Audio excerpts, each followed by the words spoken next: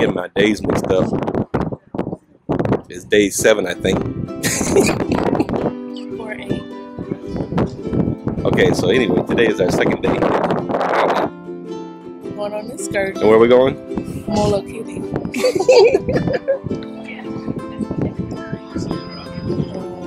Molokini Crater and Turtle Snorkel. Molo Kitty. Alright, we'll take you along. Let's see what the Molokini Crater and Turtle. What does it say, turtle what? And Turtle Snorkel. I'm looking forward to this. Yay! Here we go. So we're riding to go on our excursion. Nice. Yes. Nice little 15-minute ride. Going through the countryside. Yes. It's a pretty nice view.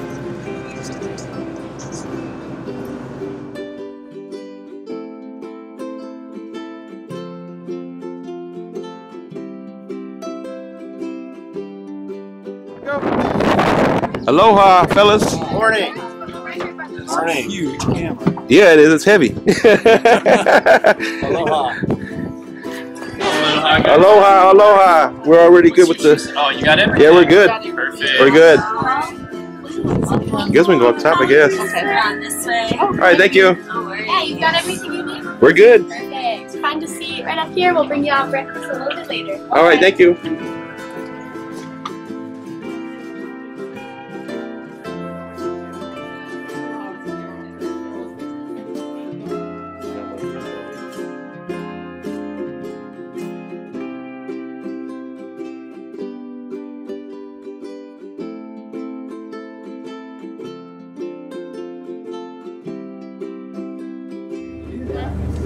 Breakfast.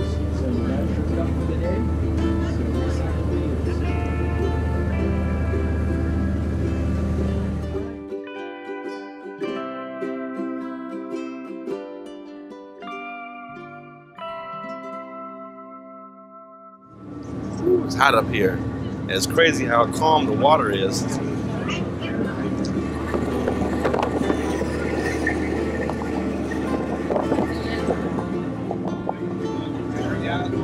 Ready to see them turtles.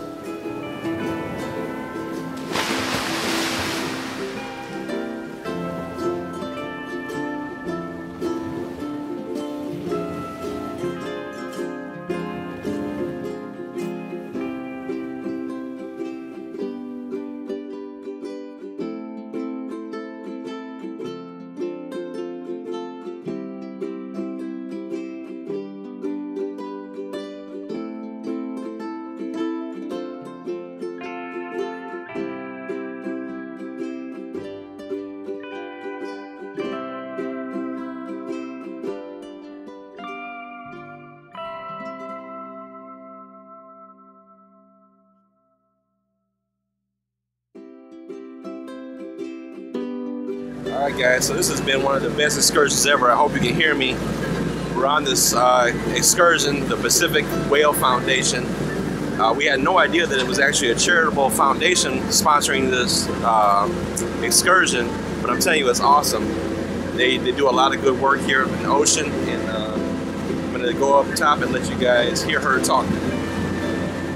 Want to say something about the foundation? Going on YouTube, my friend. Pacific Whale Foundation, non-profit. All of our money goes back into our research, our boats and guests, so you know where it's going. All right, awesome. You having a good time? Awesome time. This is one of the best excursions I've ever had. Good. Yes. Enjoy Maui. Yes, sir. Thank you. All right, so let's go hear the talk upstairs. So, how many of you guys liked Turtle Town?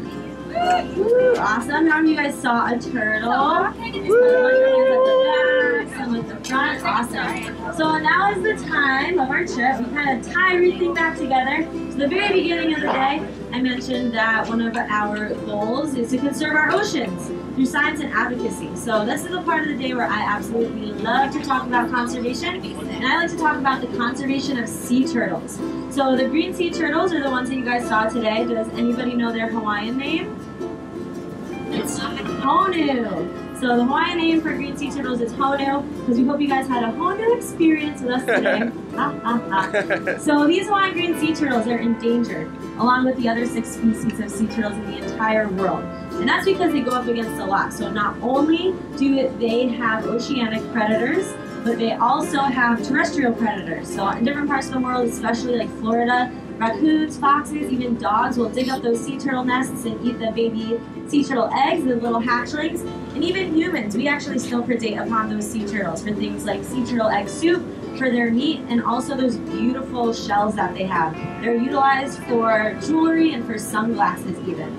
Then, on top of oceanic and terrestrial predators, they also have aerial predators. So seabirds love to snack on those hatchlings that are making their way from the beach to the ocean as well. So because of all these different things that they have to survive, only 1 in 1,000 is going to make it to adulthood, which is pretty insane. To give you guys a reference, if the environmental conditions are 100% prime and the female is 100% healthy, which by the way is pretty rare, she can lay upwards of 1,200 eggs per nesting season, and only 1 in 1,000 is going to make it to adulthood. So that's not a lot. So that's why we really want to do everything that we can to help conserve these sea turtles.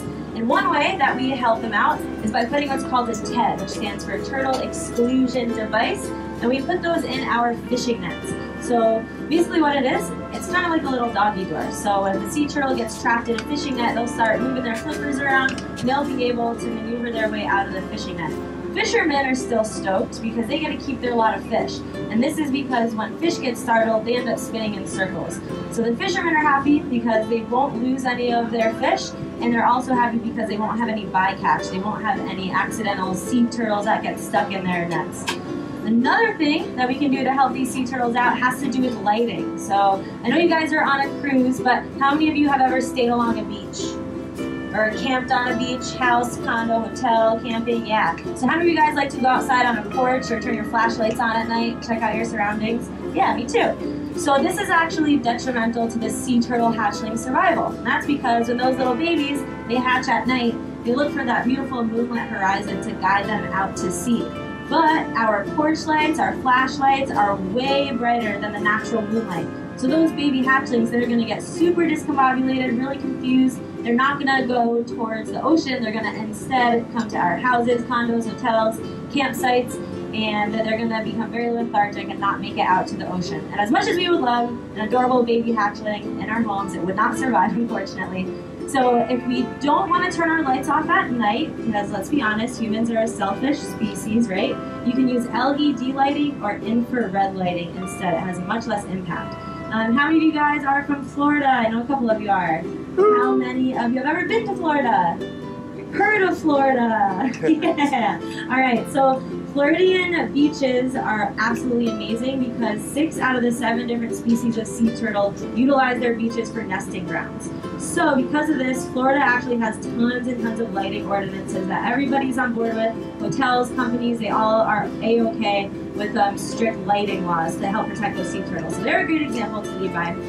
And then last but not least, another way that we can help out these Hawaiian green sea turtles has to do with plastic bags. So how many of you guys have used a plastic bag before? That's okay, I have too. I see a lot of guilty hands. So why might plastic bags be bad for sea turtles? What do you guys think? Think you get stuck? Exactly. What might a plastic bag look like to a sea turtle in the water? A jellyfish. Yeah, exactly. You got it. Jellyfish. And so Hawaiian green sea turtles, they love to snack on jellyfish. So if they take a big chunk out of those plastic bags, it's going to cause a lot of internal problems, but also plastic causes a buildup of air in the back of their shells. And air floats, right? So those sea turtles are not going to be able to dive down to hunt, and they're also, unfortunately, at higher risk of boat strike because they're not going to be able to dive away from boats. So I'm not sure if you guys are aware of this, but here on Maui, we have what's called a plastic bag ban. So if you guys go shopping on Maui, you're not going to get all your new goodies in a plastic bag. You're either going to get them handed to you in a paper bag, in a box, or I know the Target on Maui doesn't even give you those options. They give you a reusable bag for purchase, or they just say, hey, you're going to have to walk out with your hands full. And this is awesome, and that's because in the past 25 years, our Hawaiian green sea turtle population, specifically here in Hawaii, has increased by 53%, which is awesome. Yay! Yeah, round of applause. Woo! So that just goes to show that every single decision that we make on a day-to-day basis, even if it's as small as not using a plastic bag, really can make a positive impact on our oceans and the animals that inhabit them. Because honestly, we've all been breathing today, right? I hope so. Okay, everybody's still alive. Great. So every single breath that you take, 2/3 of that comes from the ocean. So we need to protect these oceans for ourselves as well as these turtles that we all had a great time hanging out with today. Up here? Captain Crew. Hey, aloha, Captain. Thank you so much. Appreciate it. Awesome excursion. Thank you. Well, we're not back yet. I can really mess it up. Well, let's stop here now. All right. Thank you. Cocoa Beach?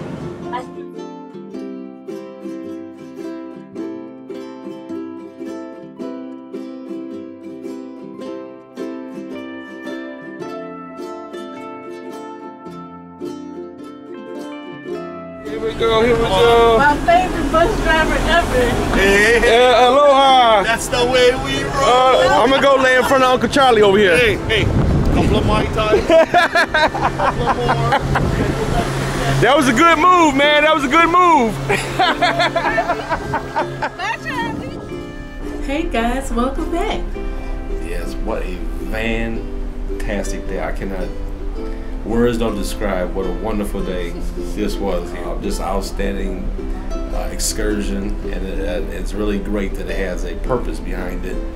But they were just so thorough in everything that they did. We are beat. I'm very tired. It was a really good day. We enjoyed the staff for the Pacific Whale research, and we really just enjoyed this excursion. This by far is one of my top excursions. It was such an awesome time in Maui. We have to come back. Yes, indeed. Maui was off the chain. Beautiful. I love this cruise overnights here in Maui. So you're able to do two things. Rode to Hana yesterday, and some additional exploring, and then the excursion that we did today with Molokini Crater. Yes, And- Molokini. Yes, Crater. Molokini Crater. and then the turtle dive, and very special. We saw Anyway, big turtles, and you will see it in the footage. we're pulling off from Maui here.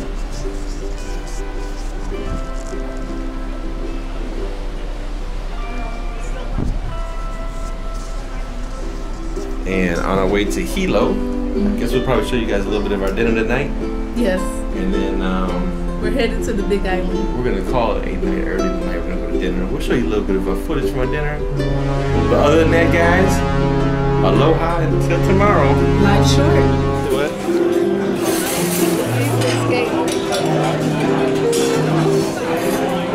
Good night, everybody.